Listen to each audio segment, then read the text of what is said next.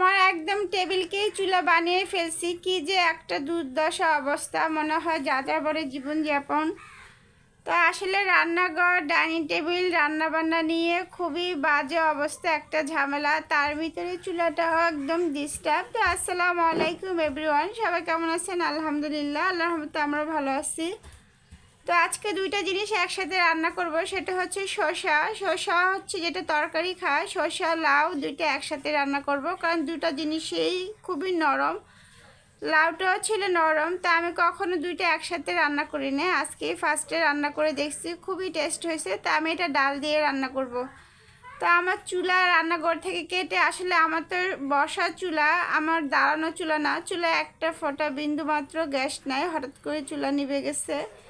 তা এখন এই জন্য ডাইনিং টেবিলকে রান্নাঘর বানিয়ে ফেলছি। আমার নিচে এখানে এক সময় রাখছিলাম চুলাটা, ইন্ডাকশন ওভেন, কিন্তু নিচে রাখলে আমার কারেন্টের আরও সমস্যা হয়, তো এই জন্য ডাইনিং টেবিলের উপর রাখছি।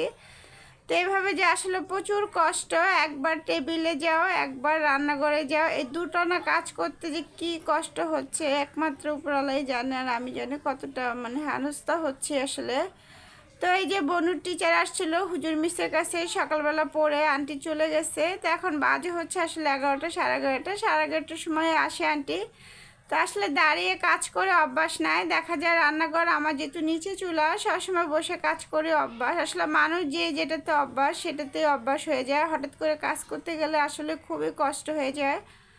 তো এই যে এখানে আমি লাউটা আর চাল কুমড়া একসাথে দিয়ে তারপরে বসে দিয়েছি। তো এটা এখানে বসে আবার রান্নাঘরে যাব, আবার ঘরে আসবো, কি যে একটা বাজে অবস্থা। এখানে আবার আমি রুই মাছ, হলুদ গুঁড়ো, মরিচ গুঁড়ো মেখে রেখে দিয়েছি। আর ডাইনিং টেবিল আসলে সব কিছু নিয়ে যাওয়াটাও খুব কষ্ট। তো এখন আমার কাছে মনে হচ্ছে ডাইনিং টেবিলটাই হচ্ছে রান্নাঘর হয়ে গেছে। তো তার ভিতরে আবার কারেন্টেরও সমস্যা হয়েছে। এখানে আমার ডালটা হয়ে গেছে, আমি এটা এখন বাগার দিয়ে ফেলবো। আর এতটা নরম ছিল, খুব সুন্দর সিদ্ধ হয়ে গেছে। তো এই ধরনের জিনিসগুলো কিন্তু একটু রসুন দিয়ে বাগার দিলে খুবই মজা হয়। আমি এখানে রসুন পেস্ট দুইটা একসাথেই দিয়েছি। তো রসুন পেস্ট দিয়ে বাগার দিয়ে এখন আমি মাছটা ভেজে নেব। আর দেখেন কাচের এটা দেখলেও ভয় লাগে, আসলে কখনো আগে তো ব্যবহার করি নাই। যে কোনো জিনিসই আপনি যখন নতুন ব্যবহার করবেন আপনার কাছে একটু অন্যরকম লাগবে, যখন আবার ব্যবহার করতে করতে অভ্যাস হয়ে যাবে তখন আবার কোনো কিছু মনেই হবে না। আমরা হচ্ছে আসলে অভ্যাসের দাস, মনে হয় যে এটা পারবো না, এটা হবে না, এটা করতে পারবো না। আসলে অসম্ভব বলে হয়তো মনে হয় পৃথিবীতে কিছুই নাই, শুধু একটু চেষ্টা, একটু ধৈর্য, একটু সময়ের সাথে সাথে সব কিছু মানুষের জীবনে আসলে অভ্যাস হয়ে যায়। সেটা বিভিন্ন কাজ ক্ষেত্রে বিভিন্ন জিনিস দিয়ে আসলে আমরা বুঝতে পারি যে অনেক কিছুই হয়তো আমাদের ভালো লাগে না, তো যখন আমরা একসাথে করতে থাকি তখন আসলে অভ্যাস হয়ে যায়। আর এখানে একটা দুর্ঘটনাও ঘটে গেছে। আসলে আমরা সরকারি বাসায় থাকি, এখানে কারেন্ট সব কিছুই একটু এলোমেলো। তা আমার এটাতে আসলে তো অনেক পাওয়ারফুল, আমার ইন্ডাকশন ওভেনটা একটু বড়ই।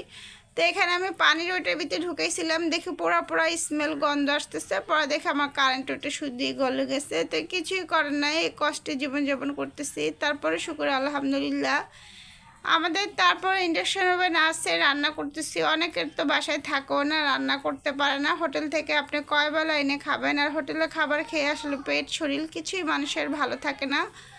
আর এখানে রান্না করতে মজাও লাগে, খারাপ লাগে না যে তা না, কিন্তু আমার কাছে কেন জানি মনে হয় ভালো করে সব কিছু সিদ্ধ হয় না। আসলে গ্যাসের চুলাতে যে আল্লাহ লাখ লাখ শুক্রিয়া, গ্যাসে রান্না করে আসলে আমরা যে বললাম যে অভ্যাস হয়ে গেছে, এই জন্য গ্যাসের চুলা রান্নাটাই আমার কাছে বেশি মজা হয়। সব কিছু সিদ্ধ যেমন ইচ্ছে তেমনই করা যায়।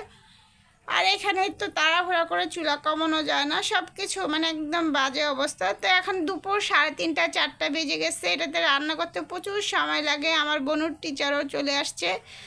তারপরে 4:30 5টার ভিতরে আমরা খাওয়া দাওয়া করে তারপরে যে বিকালবেলা আলহামদুলিল্লাহ পরে আমার চুলায় গ্যাসটা আসছে। তা আমার বোনের জন্য এখন একটু চিকেন ফ্রাই করবো, আর আমরা তালের পিঠা বানিয়ে নিয়েছি। তা আমার এই ব্লগ ভিডিওটা আজকে এ পর্যন্তই। সবাই ভালো থাকবেন, সুস্থ থাকবেন, আমাদের জন্য দোয়া করবেন। আর কেউ আমার ইউটিউব চ্যানেল থেকে দেখে থাকলে অবশ্যই আমার চ্যানেলটা সাবস্ক্রাইব করে পাশে থাকবেন। তা আসলে আমি তো সবসময় প্রতিদিন যা করি তাই আপনাদের সাথে ব্লগ ভিডিওতে শেয়ার করি। তা আমার পেজ থেকে দেখে থাকলে অবশ্যই আমার পেজটা ফলো করে পাশে থাকবেন। আমি প্রতিদিনই আসলে ডেলি ভিডিও দেওয়ার চেষ্টা করি। তো জানি না কতটুকু ঠিক হয়, ভালো হয়। ভুল ত্রুটি হলে অবশ্যই ক্ষমা করে কমেন্ট বক্সে বলবেন। ভুল থেকে মানুষ শিক্ষা নেয়। তো আজকে এ পর্যন্তই। আল্লাহ হাফেজ।